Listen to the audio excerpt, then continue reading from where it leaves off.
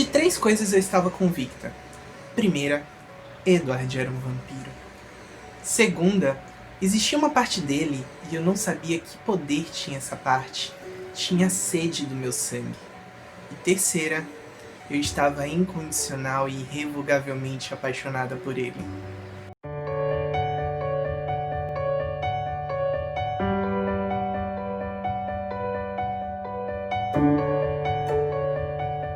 Olá, seus lindos! Tudo bom com vocês? Então, a partir de hoje a gente vai começar uma coisa um pouco diferente aqui no canal. Eu acho que já deu pra ficar claro desde o meu vídeo da tag dos 50% que eu sou um pouco obcecado com Crepúsculo. Um pouco, talvez só um pouquinho. Crepúsculo é uma das séries mais importantes da minha vida. Ela teve uma importância muito direta na minha construção enquanto leitor. E eu acho, na verdade eu posso falar com propriedade, que se eu não tivesse lido Crepúsculo há anos atrás, eu não estaria aqui hoje como instagrammer ou blogueiro de literatura, porque foi isso que abriu os meus olhos para esse meio. Foi a partir de Crepúsculo que eu comecei com meu primeiro blog há muito tempo atrás. Então, Crepúsculo, ele abriu os meus olhos para uma literatura um tanto quanto nova. E como eu tô muito feliz e muito ansioso para o lançamento de Sol da Meia-Noite, eu convidei algumas amigas minhas para que a gente pudesse conversar sobre como Crepúsculo foi importante para a vida delas, expectativas sobre Sol da Meia-Noite, esse livro que está lançando hoje, inclusive, 4 de agosto. E foi um bate-papo bem bacana que a gente teve, foi bem interessante, foi bem gostoso de fazer esse projeto. Então, nas próximas semanas, vocês vão acompanhar alguns vídeos onde eu tô conversando com pessoas muito queridas pra mim, pessoas que leram a série Crepúsculo, que tiveram a série Crepúsculo como parte importante da vida delas.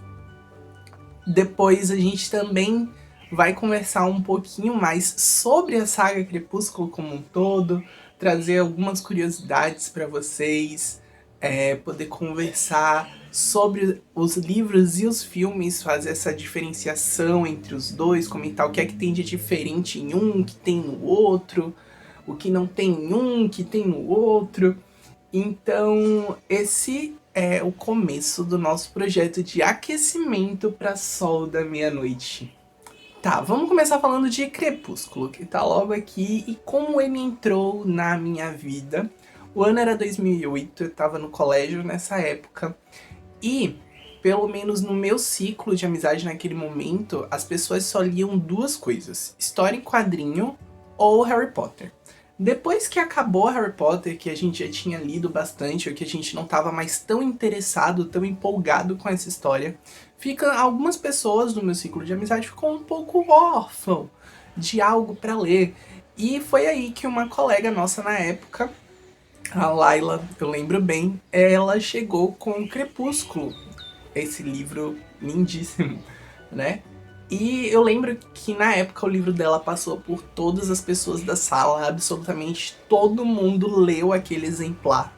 Era uma sala de aproximadamente 15 pessoas, todo mundo leu aquilo dali, e a gente tinha das mais diversas opiniões. Pra mim, Crepúsculo foi uma história que me pegou de jeito e eu não sabia naquela época explicar o porquê, né? Não fazia muito sentido pra mim. Era algo completamente diferente, era algo que eu pregava pros 4 ventos que não queria gostar, porque romance era besteira, romance era algo bobo, mas eu fiquei tão fascinado com aquele universo onde vampiros existiam e vampiros eram reais, que isso me pegou de uma forma totalmente diferente, algo que não tinha acontecido comigo na época com o Harry Potter. Harry Potter foi uma série que sim, eu li todos os livros, assisti todos os filmes, gostei bastante, durante bastante tempo eu fui fã de Harry Potter, mas eu não tinha esse apreço com a história. Eu meio que seguia aquele fluxo de outras pessoas que me diziam que era legal você curtir aquilo, você ser fã daquilo, mas eu, Alexandre, propriamente dito, nunca tive um apreço tão forte com aquela história de bruxos e tudo mais que eu tive com Crepúsculo. Eu tive uma identificação muito maior com Crepúsculo do que com Harry Potter, pelo simples fato de que, na minha cabeça de 14 anos, era, tipo, muito mais provável a história de Crepúsculo acontecer na vida real do que a história do Harry Potter, né? Sendo que, tipo, os dois são igualmente impossíveis.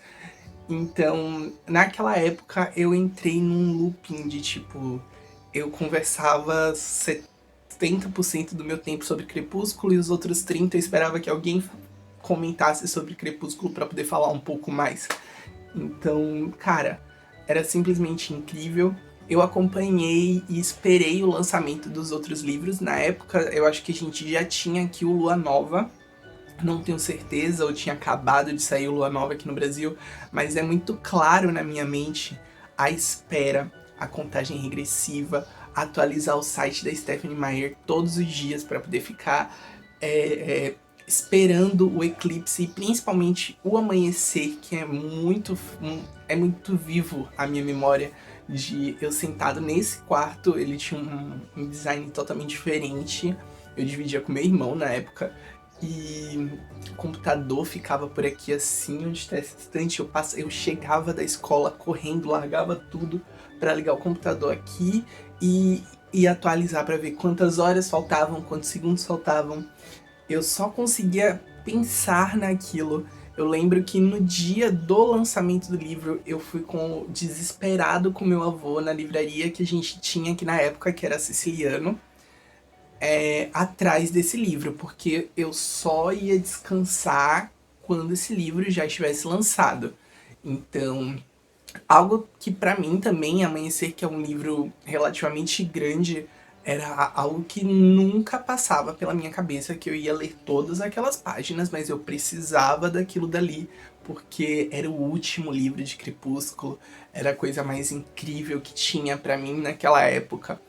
E é bem viva essa memória de como o Crepúsculo me transformou como leitor, porque no período entre o lançamento de um livro e outro, enquanto eu me sentia órfão da história, o que é que eu fazia? Eu pegava aqueles livros que a Bella comentava na história pra poder ler. Então, tipo, era um momento em que eu me sentia mais próximo, não só da história de Crepúsculo, mas dos personagens também. Eu me sentia muito próximo da Bella, por exemplo, quando eu lia O Morro dos Ventos Vivantes, quando eu li Romeu e Julieta, quando eu li O Mercador de Veneza.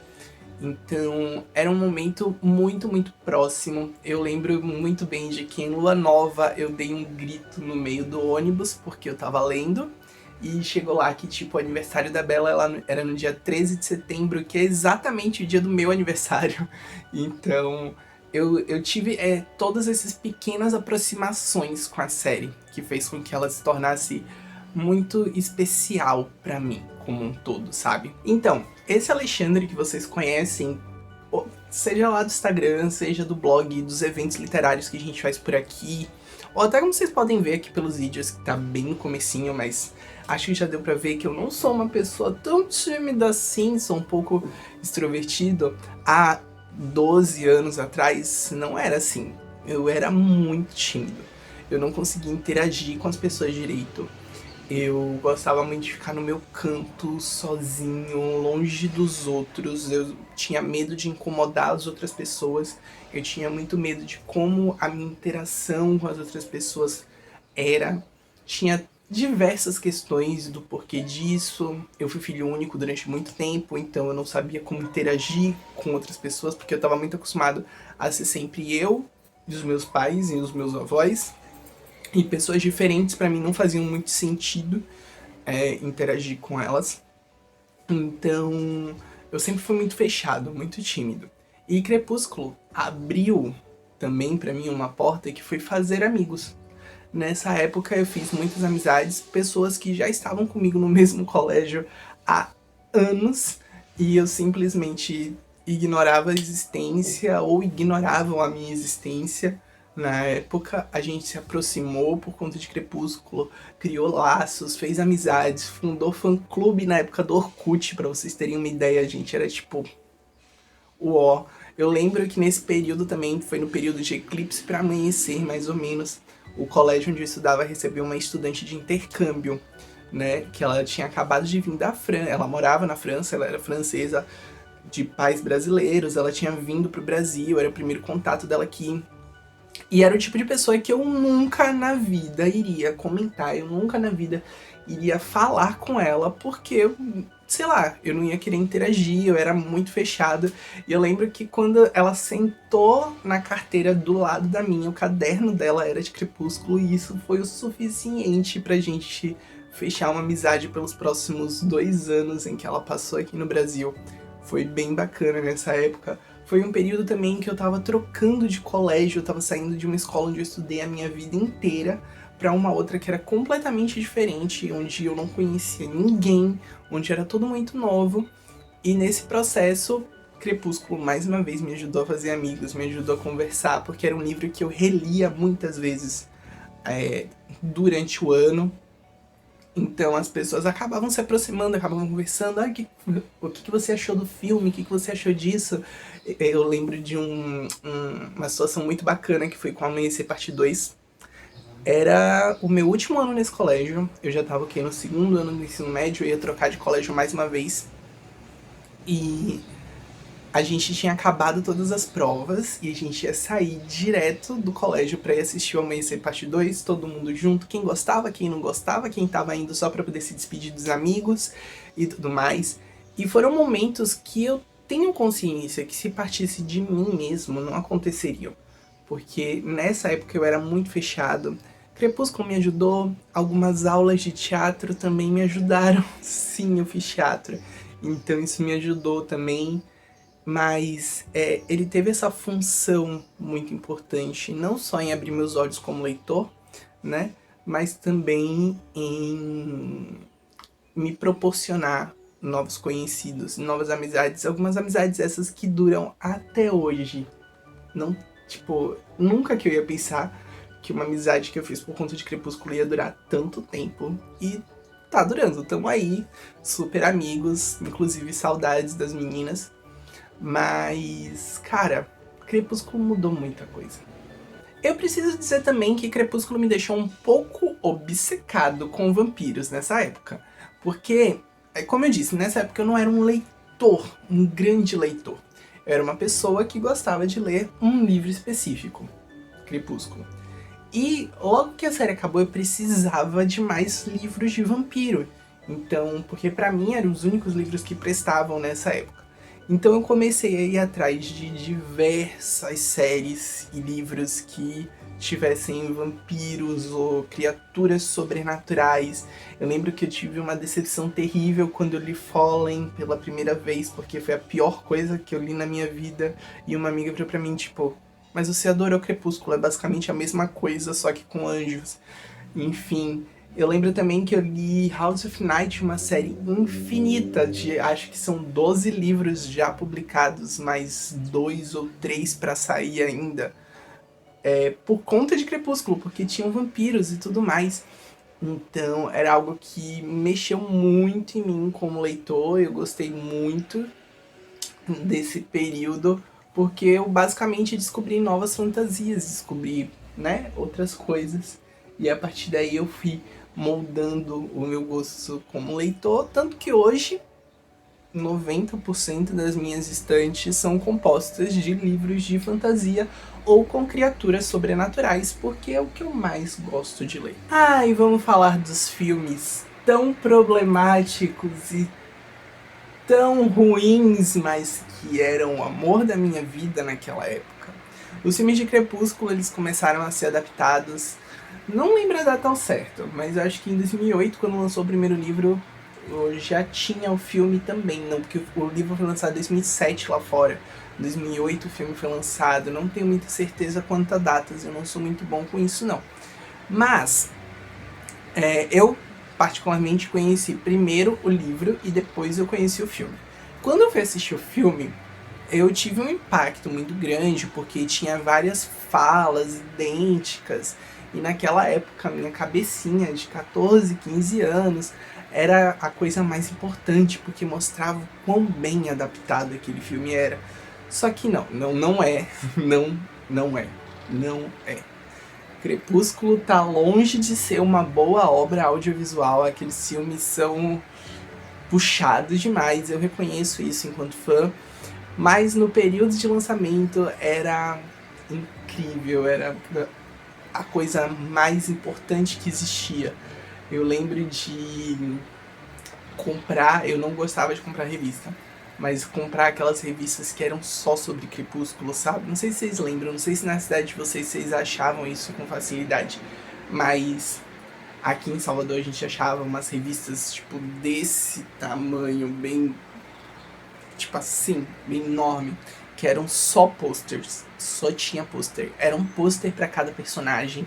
Era pôster do Edward com a Bella, do Jacob com a Bella, do Jacob com o Edward e dos três juntos. E era uma doideira, era uma bagaceira. Eu lembro de comprar aquilo, tipo, não importava que eu já tinha a mesma imagem em outra revista. Eu comprava umas 6, 7 edições diferentes porque tava na moda, na época. Eu lembro de gastar dinheiro, gente, com negócio. Eu não tenho mais, infelizmente eu perdi em alguma mudança da vida. Que foi um box que existia, era uma caixa de metal, onde vinha 4 cadernos.